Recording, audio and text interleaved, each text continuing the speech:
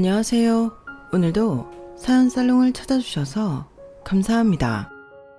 저는 초등학교 다니는 아들과 단둘이 살고 있는 싱글맘입니다.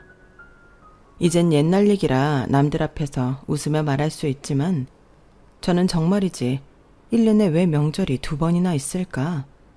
명절이 제일 싫었던 사람입니다. 며느리들이라면 명절 전부터 병을 앓잖아요. 명절 증후군. 세상의 모든 시어머니는 그딴 말도 안 되는 병이 어딨냐고 하겠지만 저 역시 심한 명절 증후군을 앓았어요. 그리고 실제로 몸이 아파 병원 진료까지 받았는데 그때 의사 선생님이 그러셨죠. 최근에 심한 스트레스를 받았나 봐요.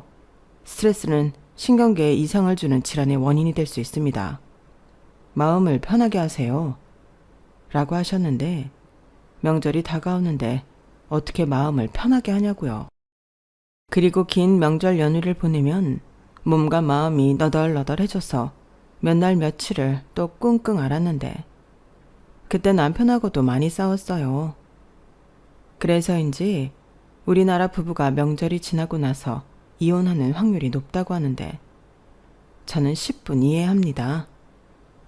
아마 효자 남편을 둔 여자라면 너무 힘들었을 거예요. 그만큼 저도 고부 갈등과 권위적인 시아버님의 갑질 속에 상처를 많이 받았었는데요. 그때마다 남편과 싸우고 이혼 문턱까지 갔다가 아들 얼굴 보고 유턴하기를 반복했어요. 제 전 남편도 마누라 귀한 줄은 모르고 자기 부모에게만 애틋한 호구 효자였거든요. 그런데 이 남자가 결혼 전부터 효자였다면 저도 할 말이 없는데 결혼 전엔 불효자나 다름없었어요. 결혼 전에는 집에서 차례상만 후딱 지내고 식구들 중에서 제일 먼저 상경하는 사람이었는데 저는 부모님이 서울 토박이라 명절이라고 시골에 내려가는 일이 없었거든요. 그래서 차례 지내고 오전에 친인척들 인사를 마치면 그 이후는 쉬는 시간인데 그럴 때면 언제 왔는지 남편이 도착했다며 저한테 나오라고 했어요. 참고로 전 남편의 본가는 경주입니다. 그리고 전 남편은 대중교통은 사람들 많고 표 예매하기도 어렵다며 자기 차로 움직이는데요. 식구들 중에 가장 늦게 내려가서 가장 빨리 올라오는 사람이었어요.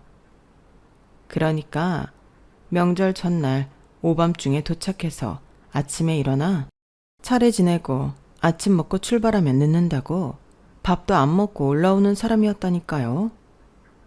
그래서 시어머니는 당신 아들이 그런다는 걸 알고 새벽부터 당신 아들 차에 이것저것 명절 음식을 미리 실어놨는데 그렇게 누구보다 짧게 명절을 새고 오던 남편이 결혼하고 아들을 낳은 후엔 둘도 없는 효자가 됐어요. 이건 무슨 마법도 아니고 자기 말로는 자식을 낳고 부모가 되니 자기 부모님 마음을 알게 되었고 뒤늦게나마 효도하고 싶은 마음이 들었다고 하는데 그럼 지가 할 것이지 꼭 저에게 자기 효도를 대신 시켰어요. 엄마, 우리 왔어. 음식 벌써 시작한 거 아니지? 젊은 며느리도 있는데 엄마는 그냥 옆에서 쉬엄쉬엄 해. 엄마도 이제 슬슬 며느리한테 넘길 때도 됐지. 우리 엄마 그동안 고생 많았잖아. 저딴 식으로 말하며 마치 젊은 일손인 저 데려왔으니 저 써먹으라고 말하는 인간이었는데 저는 그때부터 입이 대빨 나왔어요. 시아버님 역시 명절에는 그저 친척들 오면 먹고 즐기는 날로 알고 있었는데 걸핏하면 어이 여기 술상 내와라. 전이랑 주전부리 할 것 이것저것 챙겨와. 뭐야 고장 내온 게 이거밖에 없어? 아니 하루 종일 음식한다고 냄새 풍기더니 고작 한 게 이거야. 내가 진짜 친척들 보기 창피하구만. 저렇게 말하며 저에게 구박을 하시는데 진짜 신경질이 났어요. 참고로 제 전 시댁은 아들이 한 명이라 며느리는 저 혼자였는데요. 저랑 동갑인 시누이가 있었지만 시누는 꼼짝도 하지 않고 지 아빠 옆에 찰싹 붙어 술이나 퍼먹는 여우였어요. 그러다 저녁 시간이 되면 친구 만난다, 남친 만난다, 나가서 놀았는데 시부모님은 뭐라고 하지도 않더라고요. 그래서 제가 나름 꾀를 내서 아가씨가 설거지 한 번만 해주면 안 돼요? 나는 오늘 상도 10번 넘게 차리고 치우고 했는데 너무 힘들어서요. 아가씨가 설거지 해주면 내가 여기 금방 치우고 빨리 쉴 수 있을 것 같은데 안 될까요? 라고 말해본 적이 있었는데 신우는 당황하고 시어머님이 펄쩍 뜨며 얘, 뭘 이딴 걸 얘를 시키니? 시집 가면 앞으로 주구장창할 텐데. 너도 진짜 너무한다. 이거 얼마나 된다고 하나밖에 없는 신우를 부려먹으려고 해. 그냥 네가 쉬엄쉬엄 하면 되잖아. 원래 며느리는 이런 거 하는 거다. 저를 아주 못돼 처먹은 사람으로 만들었어요.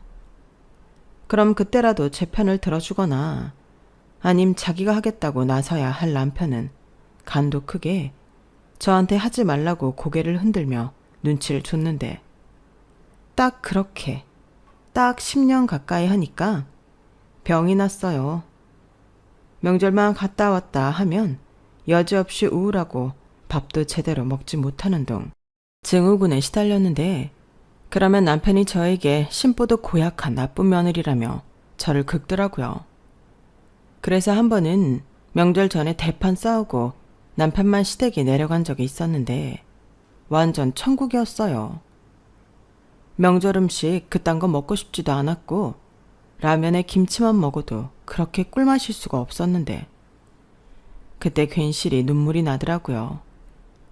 내가 이렇게 살려고 결혼한 게 아닌데 나는 사랑하는 남자랑 살려고 결혼을 했나? 시댁 종노릇을 하려고 결혼을 했나? 헷갈릴 지경이었는데 상황이 이렇다 보니 1년에 2번이나 있는 명절이 너무 싫었어요. 저는 결혼하고 가장 빨리 내려가서 가장 늦게 올라가는 사람이 되었는데 저도 친정이 있고 가고 싶잖아요. 하지만 시부모님은 차 막히면 당신 아들 힘들다며 못 가게 하셨어요. 심지어 이런 말도 하셨는데요. 그냥 명절 뒤에 하루 더 휴가 내서 그때 느긋하게 점심 먹고 올라가라. 뭐 하러 길을 쓰고 힘들게 가니? 다 니들 생각해서 하는 말이야. 차 안에서 시간 버리고 힘들고 나도 니들 도착했다는 전화 오기까지 한시도 가만히 못 있는다. 이렇게 말하며 남편과 제가 휴가를 하루 더 내서 남들보다 하루 늦게 돌아가길 바라셨는데 제가 미쳤나요? 저는 길을 쓰고 집에 간다고 해요. 길바닥에서 20시간을 있어야 한다고 해도 시댁보다는 낫죠. 그리고 남편과도 왜 나는 명절에 친정도 못 가냐고 싸우기도 엄청 싸웠는데 그땐 제가 운전도 못하니 차표도 없고 친정에 갈 수 있는 수단이 없었어요. 그래서 시댁 화장실에서 혼자 울기도 많이 울었는데 화장실 문 밖에는 자기들끼리 좋다고 깔깔거리는 소리가 제 숨통을 조이는 듯 했죠. 이쯤 얘기하면 그걸 왜 참고 살아? 그딴 남편이랑 시댁은 진작에 버렸어야지. 라고 생각하실 텐데 저도 그러고 싶은 마음은 굴뚝 같았으나 그러지 못했어요. 대신 1년에 명절 2번 말고는 절대 시댁에 가지 않았는데요. 이번에 휴가 붙이면 4일 정도 쉴 수 있는데 우리 진우 데리고 경주집 갔다 올까? 아니, 싫어. 명절이면 또 가야 하는데 뭐하러 가? 가고 싶으면 자기가 진우 데리고 갔다 와. 나는 그럼 오히려 좋지. 에이, 그래도 어떻게 그러냐? 며느리도 없이 나만 가라고? 괜히 동네에 이상한 소문 나. 그럼 그 소문 무섭다고 나더러 자기 집에 같이 가자는 거야? 자기는 가면 부모님 얼굴 보고 편하게 쉬다 오는 건지 모르겠지만 난 시댁 문 들어서는 순간 휴가 아니야. 밥 차려야지. 시부모님 비위 맞춰야지. 당신 아버지 잔소리 들어야지. 무슨 비약을 그렇게 하냐? 누가 들으면 우리 부모님이 자기 시집살이 엄청 시키는 줄 알겠다. 맞아. 그럼 여태 그걸 몰랐다는 거야? 요즘 세상에 나처럼 사는 며느리가 어딨냐고. 이렇게 시댁에 가자는 말이 나오면 저는 쌈딱이 되곤 했는데, 그래서 남편이 명절 이외에는 자기 집 가자는 말을 하지 않았어요. 그리고 저는 공평하게 친정에 가서 쉬고 오고 싶어도 남편한테 같이 가자고 하지 않았는데요. 저는 소문 따위 신경 쓰지 않거든요. 그리고 남편 달고 가봤자 저처럼 남편이 일을 하는 것도 아니고 듣기 싫은 잔소리를 듣는 것도 아니니 사위 대접 받는 꼴 보기 싫어 일부러 안 데려가곤 했는데, 그럼 또 사위 대접 받고 싶어서 길을 쓰고 저희 집에 가는 남편이었어요. 그나마 저희 부모님한테는 싹싹하게 잘하는 편이라 그거 하나 보고 참고 살았는데, 저는 친정에 자주 가는 딸이었죠. 그 정도는 해야 공평하다고 생각했거든요. 그렇게 살다 보니 10년이 훌쩍 지났고, 그럼에도 불구하고 명절은 명절이라고 싫었는데요. 그러다 오랜 남의 집살이 끝에 내 집 마련에 성공했어요.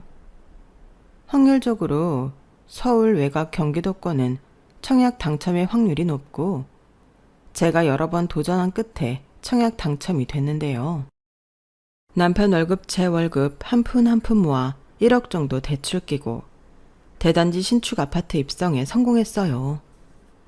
그날은 진짜 천하의 왼수 같은 미운 남편도 같이 고생한 동지처럼 느껴졌는데, 조금 오바를 떨면 우리가 해냈다는 성취감에 하늘을 날 것만 같았어요. 부부 둘이 살 때는 그래도 괜찮았는데 아이를 키우려니 내 집이 없다는 게 그렇게 아들한테 미안했거든요. 그리고 기쁜 마음으로 양가 부모님을 모시고 집들이를 했어요. 저희 부모님이 거리상 시댁보다는 가까웠기 때문에 먼저 오셨고, 저희 아빠가 저희 남편한테 축하 인사와 수고했다는 말을 하셨는데, 남편 어깨가 으쓱하는 게 뒤에서 보였어요. 그땐 그래도 내 남편이라도 그 모습도 좋게 보였는데, 우리 둘이 노력해서 장만한 집인 만큼 명의도 공동명의로 했죠. 그땐 저희 친정엄마의 조언도 있었는데, 여자도 어느 정도는 권리를 가져야 나중에 억울하거나 무시당하는 일이 없다고 하셨어요. 그리고 엄마의 조언은 어떻게 보면 결과적으로 제 인생을 구했다고 해도 과언이 아니었는데, 저희 친정 식구들과 화기애애한 집들이를 끝내고 그 뒤부터가 문제였어요. 정확히 일주일 뒤에 시부모님과 신우가 경주에서 올라왔는데 정말 집 구석구석을 살펴보시더라고요. 마치 당신들이 살 집이라는 식으로 세세하게 봤는데, 일단 거실이 커서 마음에 든다며 여기서 제사나 차례를 지내면 딱 좋겠다는 말도 안 되는 소리를 하셨어요. 그래서 제가 놀란 마음에 네? 제사랑 차례를 왜 저희 거실에서 지내요? 라고 물었는데 시어머님이 농담이라며 어색하게 웃고 지나갔어요. 하지만 저는 정말 그 말 자체가 소름이었고 진짜로 시어머님이 그런 마음을 갖고 계실까봐 무서웠는데 분위기가 무르익어갈 즈음 술에 약간 취한 시어머니가 그러시더군요. 다 좋은데 왜 공동명의로 집을 했냐고요. 어머니, 그야 저도 노력한 게 있으니까요. 요즘 맞벌이 부부들은 전부 공동명의 해요. 그래도 그렇지. 남자가 가장이고 세대주인데 공동이 어딨어? 요즘 젊은 애들은 공평한 거 좋아하지만 결혼하면 서열이 있는 거지. 엄마, 다 끝난 거 가지고 왜 또 그래? 진우 엄마가 그렇게 하면 힘 빠진다고 그랬잖아. 그리고 솔직히 이 사람이 아끼고 모으고 해서 이 집 산 건 맞는데 내가 홀랑 명의 다 가져가면 억울하지 않겠어? 나중에 지수가 저 사람 입장이 된다고 생각해봐. 그때도 엄마 사위한테 명의 다 해줄 수 있어? 뭐야? 너는 아무것도 모르면 가만히 있지? 이 분위기에 네가 왜 나서? 그니까 오빠는 바보야. 거기서 내 얘기를 왜 하냐? 어머니, 저는 이 말이 맞다고 생각해요. 그럼 제가 한 노력은 뭐가 되는 거예요? 아, 알았다. 내가 괜히 말을 꺼냈지. 네가 한 노력이 뭐가 되긴. 원래 여자들 하는 일은 티가 안 나는 거야. 현명한 여자일수록 조용히 희생한다. 근데요, 저는 희생하기 싫어요. 왜 여자면 조용히 희생해야 해요? 지금은 그렇게 살면 바보예요. 어머니도 딸 가진 부모신데 아가씨가 그렇게 살길 바라진 않잖아요. 그만해. 애들 좋은 날 뭐하러 그 얘긴 또 꺼내서 기분 망치게 해. 이미 끝날 일이고 지들이 그렇게 한다고 하니 우리 상관할 일 아니야. 그래요. 누가 뭐래요? 이렇게 냉탕과 온탕을 오가며 시댁 집들이는 저에게 찝찝함을 남긴 시간이었는데요. 아무래도 제가 며느리다 보니 시댁 집들이는 편하지 않았어요. 게다가 시댁은 멀어서 하룻밤 주무시고 가셔야 했는데 시어머니가 집에 가고 싶지 않다시며 며칠 더 있고 싶다고 하셨는데 그땐 정말이지 표정 관리가 어렵더라고요. 진짜 싫었거든요.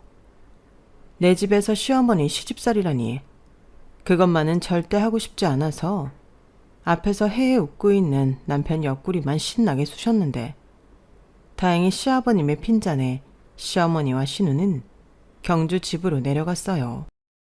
그리고 우리 집과 새 동네에 적응하는 행복한 시간을 보냈는데요. 다들 첫 입주다 보니 옆에 위아래 이웃끼리 친밀하게 지내게 되었어요. 그중 옆집 예솔이네는 저희 아들과 동갑으로 더 각별하게 지내게 되었는데요. 저는 맞벌이를 하느라 출근을 하지만 예솔이 엄마는 전업주부라 흔쾌히 저희 아들까지 같이 봐주기를 자처했어요. 제가 미안해서 안 된다고 했지만 언니, 나는 오히려 진우가 우리 집에 있으면 더 편해. 예솔이가 놀자고 나한테 보채지도 않고 나는 애들 간식만 챙겨주면 되니까. 얼마나 좋은데. 어차피 진우도 언니랑 형부 올 때까지 혼자 놀아야 하잖아. 라며 말해주니 너무 고마웠어요. 그래서 주말이면 저희 부부가 옆집 예솔이까지 데리고 영화관도 가고 키즈 카페도 다니면서 품앗이 육아를 했는데 그렇게 상부상조하는 이유까지 있으니 우리 집이 더 천국 같았어요. 그러다 무슨 바람이 불었는지 남편이 간만에 밖에서 데이트하자고 퇴근 후 만나자고 했는데요. 별일이네. 데이트를 다 하자고 하고 나 몰래 뭐 사고 쳤냐? 사고는 무슨. 이제 우리 집도 샀는데 가끔 이런 시간도 보내면서 즐겨야지. 우리 아들은 예솔이네 있는 거지? 예솔이 엄마한테 우리 데이트하고 들어간다고 얘기했어? 하긴 했는데 그래도 너무 늦으면 민폐니까 밥만 먹고 얼른 들어가자. 에이, 모처럼 데이트인데 술도 한잔 해야지. 내가 진짜 분위기 좋은 와인바 찾아놨단 말이야. 우리 나온 김에 거기 갔다 가자. 예솔이 엄마한테는 주말에 우리가 예솔이 데리고 놀이동산 다녀온다고 해. 그날은 이상하게 남편이 한껏 기분을 내고 싶어 했어요. 그리고 고맙게도 예솔이 엄마가 오랜만에 하는 데이트이니만큼 마음껏 하고 오라고 배려해줬는데 그 덕에 우리 부부는 거진 7, 8년 만에 연애 때처럼 데이트를 즐겼죠. 그리고 다시 옛날로 돌아간 것 같아서 저도 남편도 마음이 들떴는데 저는 순수하게 그 시간을 즐겼지만 남편은 아니었어요. 애당초 저한테 데이트를 하자고 한 것도 사실은 꿍꿍이가 있었던 건데 남편이 드디어 그 검은 속마음을 털어놓더라고요. 저기 있잖아. 우리 오늘 데이트 즐거웠지? 모처럼 이렇게 우리 둘만 나와서 노니까 옛날 생각도 나고 좋네. 우리 종종 이렇게 하자. 그래. 그리고 나 할 말 있는데. 할 말? 그게 뭔데? 정말 나 몰래 사고 쳤니? 아니라니까. 그게 뭐냐면 이제 집도 샀고 매년 명절마다 차 막히는 것도 싫어서 앞으로 명절은 우리 집에서 하면 어때? 우리 엄마는 괜찮다고 했는데. 뭐? 지금 그게 무슨 귀신 씨나라 까먹는 소리야. 왜 우리 집에서 명절을 보내? 그럼 나는? 어차피 자기는 경주 집에 가나 우리 집에 있으나 똑같잖아. 오히려 내려가고 올라오는 시간 없으니 더 편하지. 우리 엄마가 명절 준비하는 재료값은 챙겨준대. 지금 이미 둘 다 그렇게 하자고 하고 나한테 통보하는 거지? 무슨 이런 개떡 같은 경우가 있어. 이러려고 데이트하자고 했구만. 됐어. 꿈도 꾸지 마. 명절 연휴를 우리 집에서 다 보낸다고? 그럼 그 식구들 챙기는 거며 청소는 어떻게 하라고?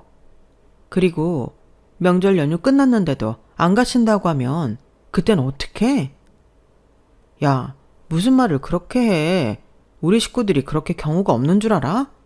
그리고 어차피 우리는 경주 집에 가도 연휴 내내 있었는데 이왕이면 내 집에 있는 게 편하지.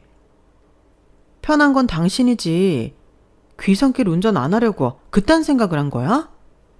아니지. 집들이 때 우리 집 거실 넓다고 하시더니 어머님이 그러자고 하셨어? 야, 진짜 너 이럴 거야? 내가 그러고 싶다고 했어. 집도 샀고 이제부턴 효도하고 싶어서. 자식이 부모한테 효도하고 싶어 그런다는데 다른 이유가 필요해? 효도 좋아하네. 저는 남편의 말에 좋았던 기분은 싹 날아가고 어이가 없어 그야말로 자리를 박차고 와인바를 나왔어요. 그리고 뒤쫓아오는 남편한테 나랑 이혼하고 싶으면 어디 한번 해보라고 강한 반대 의사를 밝혔는데요. 남편은 이미 자기네 식구들이랑 그렇게 말이 되었다며 물을 수 없다고 했어요. 그러니까 이건 순전히 상의나 의논 같은 게 아니라 통보였는데 세상 어느 여자가 기분이 좋겠냐고요. 그래서 나는 동의한 적도 없고 나도 우리 집의 절반에는 권리가 있기에 그러기만 해보라고 했는데 남편도 계속 효도 어쩌고 하면서 그게 저한테 따지고 보면 좋은 거라고 말도 안 되는 소리를 삑삑 했죠. 결국 그 일로 저희 부부는 보름 넘게 말도 하지 않고 조용한 전쟁을 했어요. 그런데 돌아가는 꼬라지를 보니 제가 버텨봤자 시부모님은 돌아오는 명절에 올라올 생각 같았는데 명절을 2주 정도 남겨두고 시어머니가 연락을 하셨더라고요. 나다. 올라갈 때 뭘 가져가면 좋을까? 차례 지낼 잭이랑 과일은 여기서 사갈게. 서울은 비싸기만 하고 과일도 별로잖아. 그 밖에는 네가 준비할 거지? 아, 네 시아버지 허리 안 좋으니까 이불은 신경 좀 써라. 특히 밑에 까는 요는 푹신한 걸로 준비해. 이제 명절마다 갈 건데 우리 쓰게 좋은 놈으로 하나 장만해라.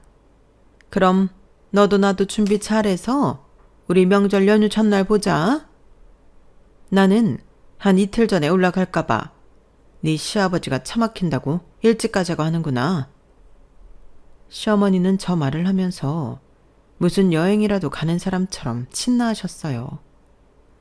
그에 반면 저는 죽을 맛이었는데 새 집에 기름 냄새 배이는 것도 싫고 명절 연휴 이틀 전에 올라오시면 도대체 얼마나 있다가 가신다는 건지 그 긴 시간 시부모님과 있을 생각을 하니 마음에 돌을 얹은 것처럼 내내 신기가 불편했어요. 그리고 시부모님이 올라오실 날이 다가올수록 저는 남편과 서로 으르렁거리며 싸우게 되었는데 도저히 이렇게는 안 될 것 같아서 남편한테 저도 상의 아닌 통보를 했죠. 이에는 이, 눈에는 눈이니까요. 자기 마음대로 명절 우리 집에서 보내는 거니까 나도 내 마음대로 명절은 친정 가서 보낼래. 전에 효도하고 싶다고 했지? 나도 마찬가지야. 나도 우리 부모님 귀한 자식인데 이참에 우리는 명절마다 각자 부모한테 효도하는 자식이 되자.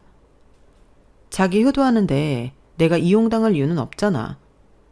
어머님이 명절 연휴 이틀 전에 오신다고 했으니까 나도 이틀 전부터 진우 데리고 친정에서 출퇴근할게. 당신 부모님 내려가면 연락해. 아, 나 오기 전에 집 싹 치워놓는 거 잊지 말고. 뭐? 그럼 명절을 각자 보내자는 거야? 이게 무슨 콩가루 집안도 아니고 말이 되는 소리래. 이게 말이 안 돼? 그럼 나랑 상의도 없이 앞으로 명절을 우리 집에서 보내겠다는 소리는 말이 되고? 피차 말도 안 되는 소리 하는 거니까 그냥 해. 아니면 자기가 먼저 수습하든가. 싫어. 어차피 우리 부모님 돌아가시면 우리 집이 큰 집이야.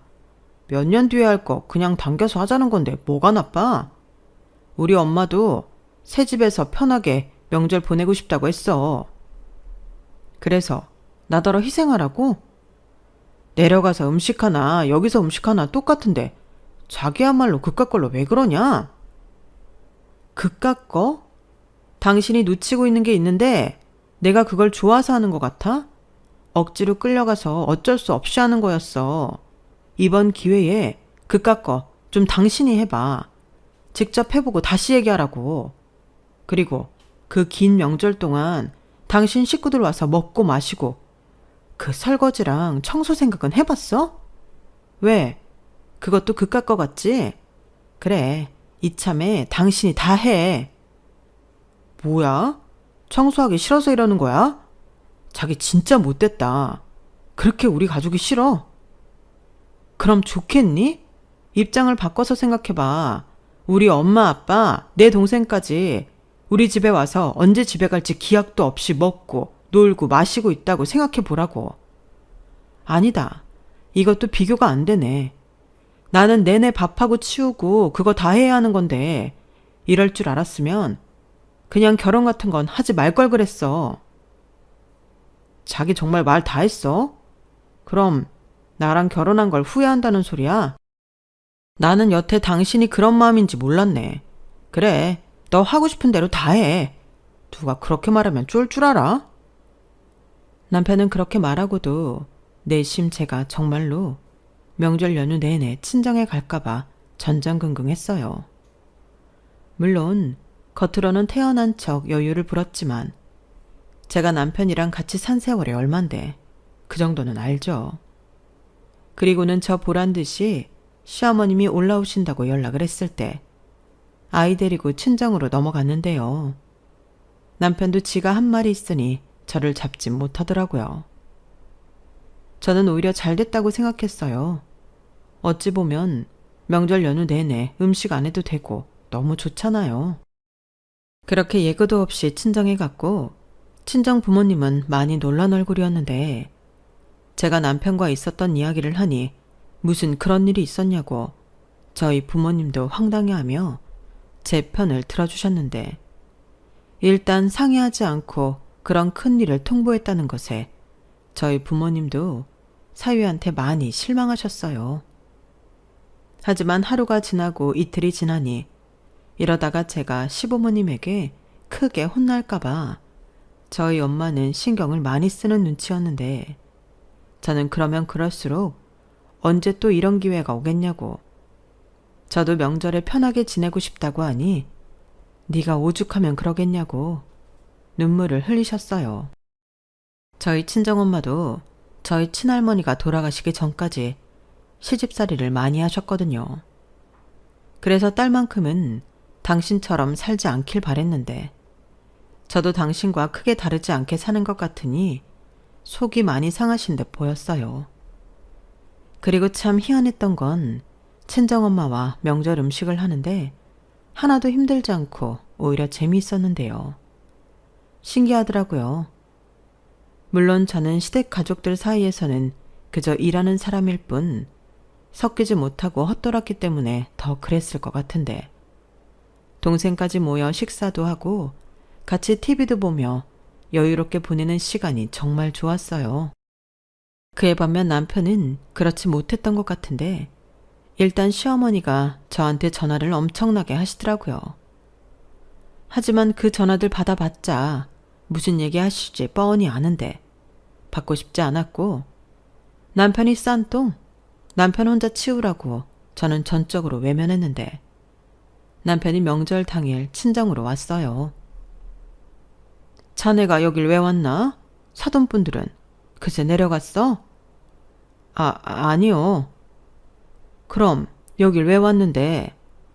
우리도 우리 딸한테 얘기는 대충 들었네. 어떻게 그런 중요한 일을 자네 혼자 결정을 해? 오죽하면 우리 애가 이런 초강수까지 뒀겠어. 물론 장모님 입장에서는 그러실 수 있는데요. 그래도 이번 일은 진우 엄마가 전적으로 잘못했어요. 과정이야 실수가 있었다고 치지만 며느리가 지켜야 할 도리가 있잖아요. 저희 부모님 지금 화가 머리 꼭대기까지 나셨어요. 진우 엄마가 전화도 안 받고 문자해도 답장도 없다면서 저희 부모님이 직접 오신다는 걸 겨우 말리고 제가 왔다니까요. 뭐? 지금 내 집에 와서 내 딸을 혼이라도 내시겠다는 건가? 이게 무슨? 내 딸이 무슨 잘못이 있어? 나는 뭐 여태 할 말이 없는 줄 알아. 남의 집 딸들은 명절 차례 지내면 다 보내주는데 왜 자네 부모는 내 딸을 안 보내는 거야? 나는 일단 그것부터 마음에 안 들었네. 그래도 자네한테 뭐라고 하진 않았어. 장인어른. 됐고 불만 있으면 직접 오시라고 해. 나는 자네가 명절마다 자네 집에서 명절 보내겠다고 하면 앞으로 내 딸은 명절마다 여기로 오라고 할 참이니까 당장 돌아가. 남의 집 귀한 딸 잡지 말고. 너무하십니다. 장인어른이 그러시니까 진우 엄마가 더 그러는 거예요. 장인어른도 저랑 같은 남자 입장이잖아요. 와이프가 가운데서 잘해주면 시끄러울 일이 없는데. 참, 주방에서 저 얘기를 듣는데 주먹이 불끈 쥐어졌어요. 내가 저딴 놈을 믿고 지금까지 살았다는 게 너무 짜증나더라고요. 그래서 도저히 안 되겠다 싶어 앞치마를 벗으려고 하는데 저희 엄마가 먼저 뒤집개를 들고 주방을 나가셨어요. 그리고 당장 나가. 어디서 뚫린 입으로 그딴 소리를 해. 자네 집이 그렇게 대단한가? 내 딸 혼자 죽어나면 시끄러울 일이 없다고? 자네 정말 이것밖에 안 되는 물건이었어? 정말 이혼이라도 당하고 싶은 거야? 라는 성난 저희 엄마 목소리가 들렸는데 그렇게 쫓겨난 남편은 명절 연휴가 일주일 넘게 지나도록 아무 연락이 없었어요. 그래서 일단은 아이를 데리고 집으로 들어갔는데 남편은 저를 본체 만체하더군요. 저는 그러거나 말거나 했어요. 일단 사건은 일어났고 남편이 자기 뜻을 굽히지 않는다면 저 역시 물러날 생각이 없었는데 그동안 참고 산 세월이 있으니 저도 오기가 생겼어요. 그렇게 불편한 생활이 이어졌고 남편이 먼저 물었는데요. 저더러 다음 명절도 그렇게 할 거냐며 두 눈을 부라리더군요. 그렇게 하면 제가 무서워할 줄 알았을까요? 하지만 저는 이 좋은 걸 안 할 이유가 없다면서 앞으로 각자 부모님한테 효도하며 명절은 이렇게 보내자고 했는데 남편이 약이 바짝 올랐어요. 그리고 약이 오른 건 남편뿐만이 아니었는데요. 시어머니가 화가 단단히 나서 전화를 하셨더라고요.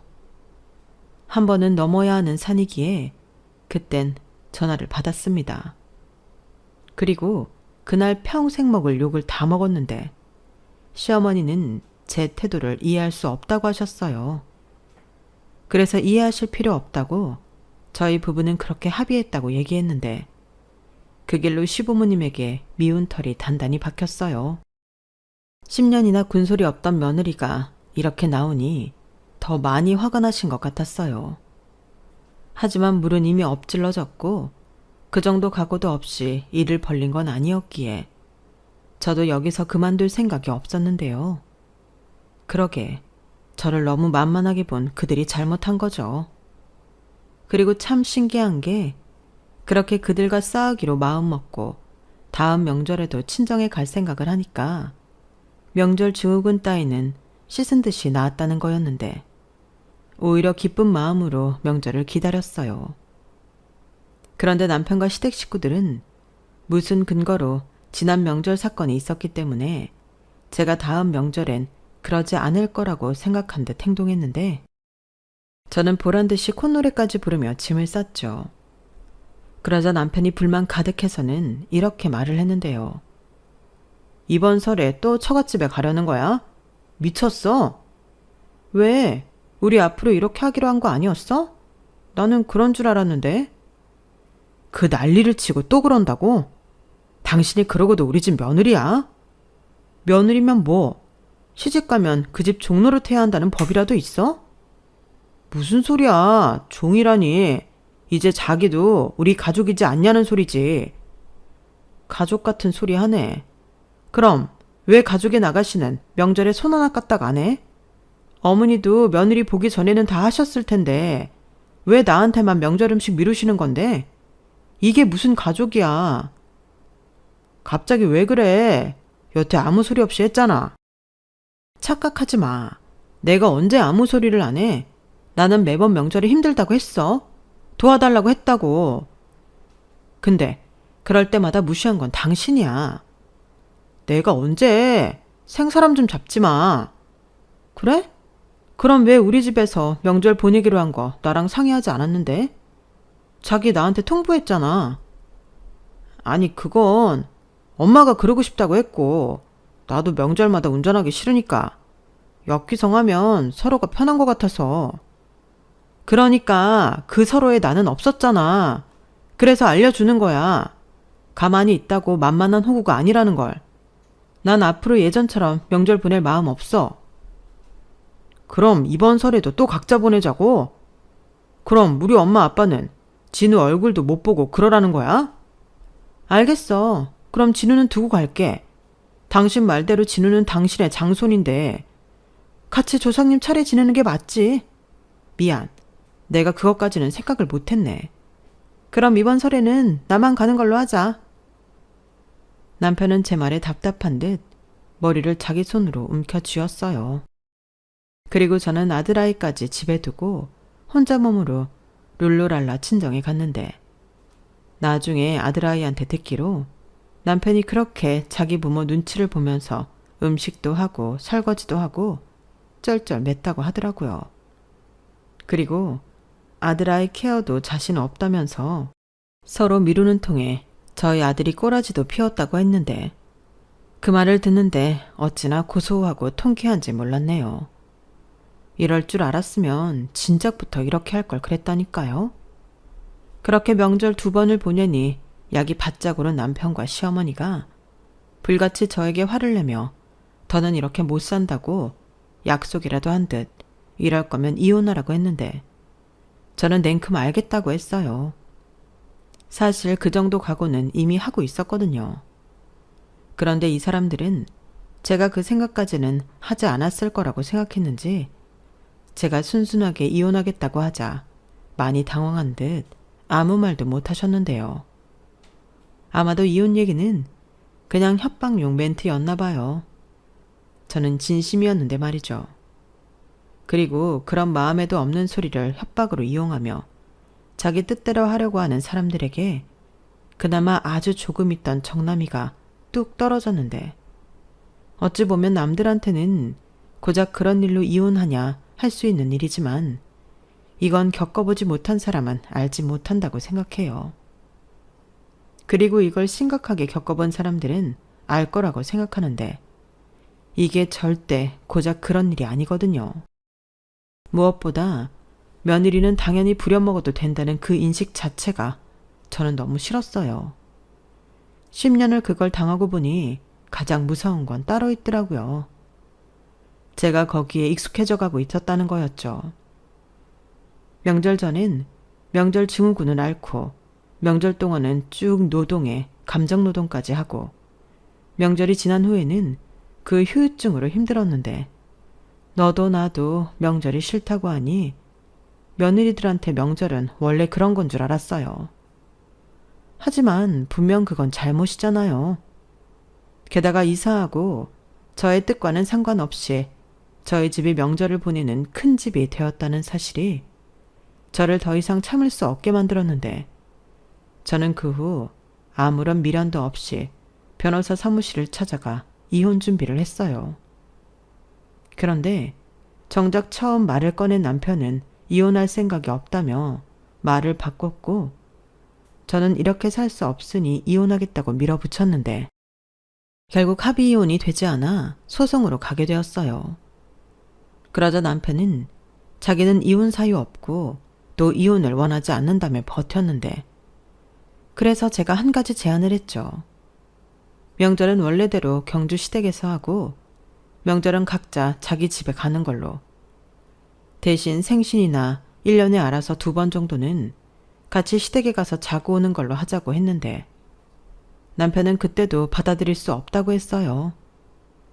자기가 장남인데 아들 노릇도 못하고 그게 뭐냐며 저더러 이기적이라고 하더라고요. 여기서 이기적인 사람이 누군데. 그래서 거기서 물어봤네요. 도대체 그 집은 며느리 없을 때 어떻게 지냈냐고요. 우리 부모님이 시집 보낼 때 그 집 가서 뼈 빠지게 희생하라고 결혼 허락했겠냐며 저도 제 권리 찾고 싶다고 했는데 결국은 시간이 좀 오래 걸렸지만 제 뜻이 받아들여져서 이혼이 성립되었어요. 남편이 끝까지 저를 이해할 수 없다고 했거든요.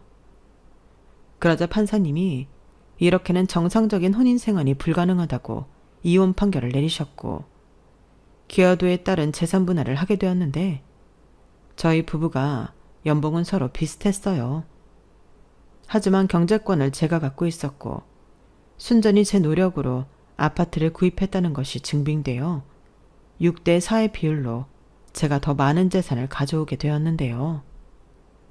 며느리로서 10년 넘게 희생을 강요받은 점에 따른 위자료 1,000만 원과 아들 양육권까지 제가 가져오면서 남편은 매달 130만 원의 양육비까지 저에게 줘야 한다는 판결이 나왔어요.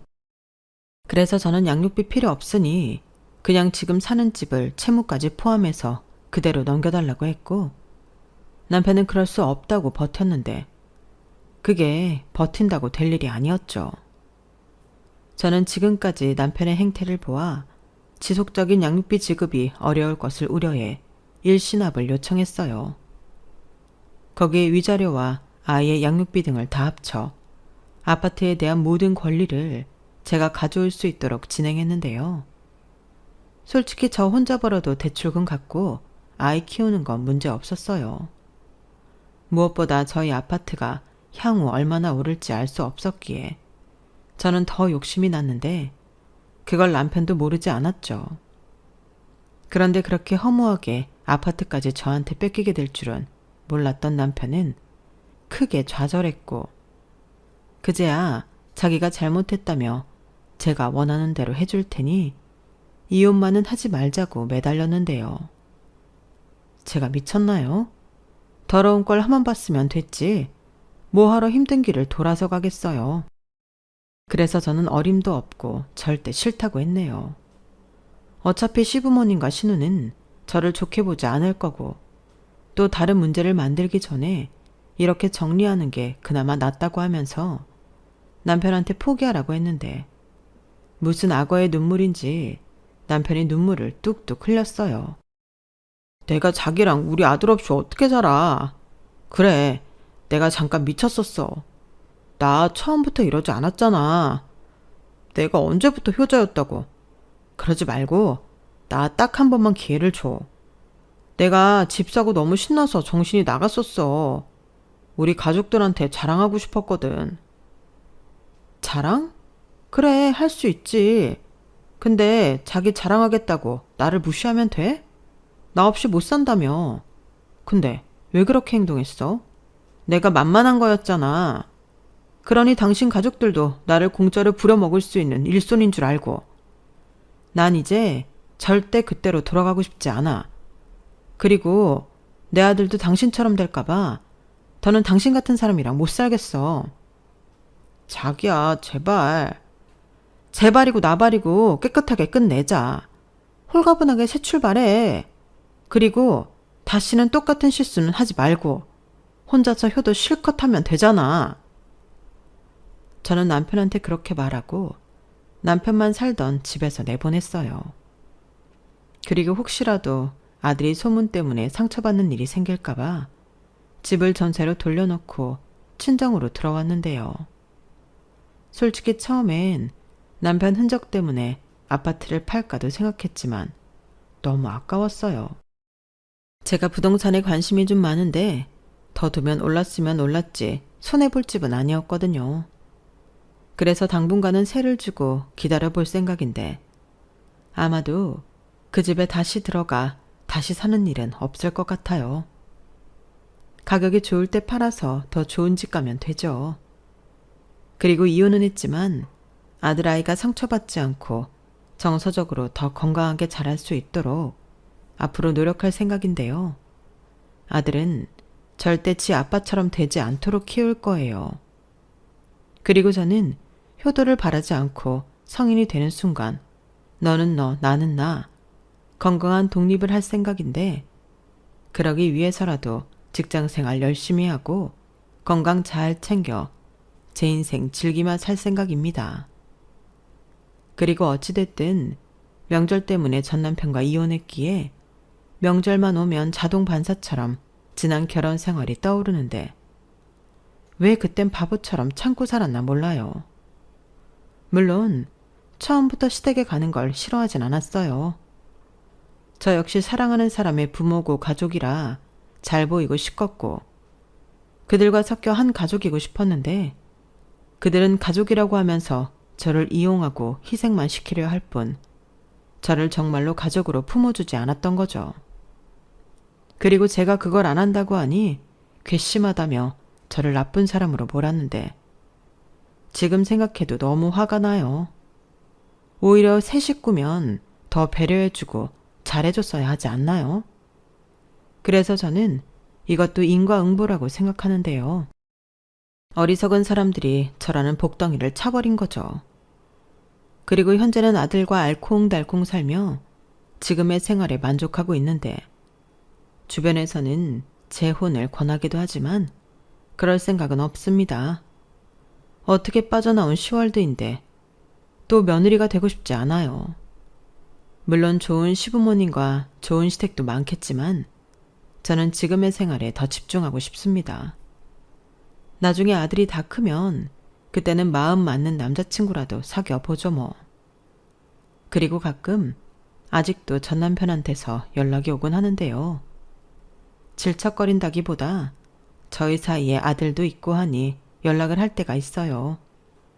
아이 사진도 보고 싶어 하면 제가 보내주고 서로 근황 정도는 물어보고 알려주는데 전 남편의 집에서도 재혼하라고 중매를 서고 난리가 나서 전 남편은 저랑 이혼하고 1년 만에 재혼했었거든요.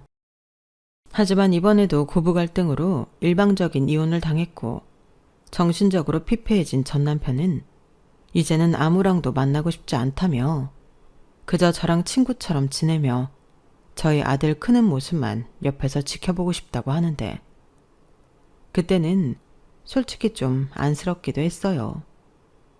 지금 느낀 그 깨달음을 조금 더 빨리 알았다면 얼마나 좋았을까요?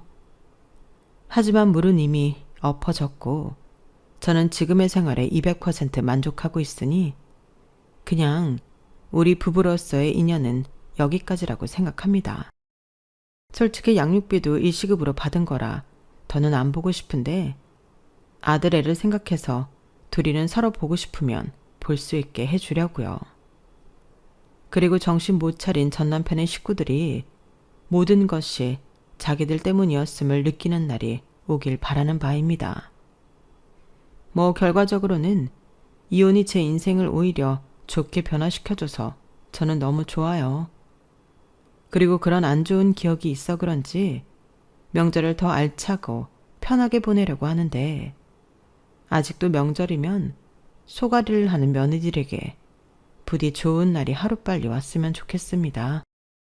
세상은 변하는데 왜 구닥다리 구시대적 사고방식은 여전한 건지 저도 어쩌면 미래의 시어머니가 될 사람으로 의식 변화에 힘써야겠다는 생각이 드는 요즘이네요. 제가 소개하고 싶었던 제 사연은 여기까지예요. 저도 제 얘기를 한 번쯤 허심탄회하게 써보고 싶었는데 어떻게 들으셨는지 모르겠네요.